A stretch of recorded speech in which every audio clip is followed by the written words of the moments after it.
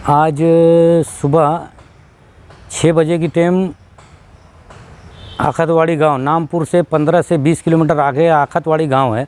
वहां पर एक हादसा पेश आया।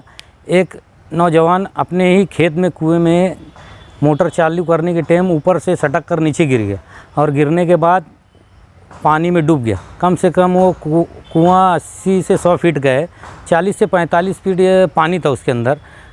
वहाँ गांव के तैराकों ने भी बहुत कोशिश की उसे निकालने की और सटाना फायर ब्रिगेड भी वहाँ आकर मौजूद हुआ, लेकिन वो निकाल ना सके। फिर मुझे मालेगांव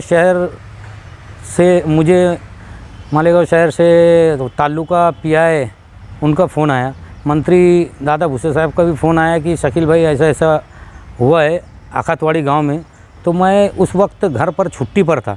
मैं अपनी बाइक लेकर अकेला ही आखतवाड़ी गांव चला गया। यहाँ से 55 किलोमीटर है और जाकर अल्लाह की मदद से कम मैं वहाँ पहुँचा 11:30-12 बजे और अल्लाह की मदद से आधा से 1 घंटे के अंदर 40 से 45 फीट पानी था उस कुएं में और वो नीचे फंसा हुआ था। उसे फिर पानी के ऊपर लाकर आखतवाड़ी पुलिस स्टेशन पीआई और उनके वारसन के हवाले किया हूँ बॉडी अभी।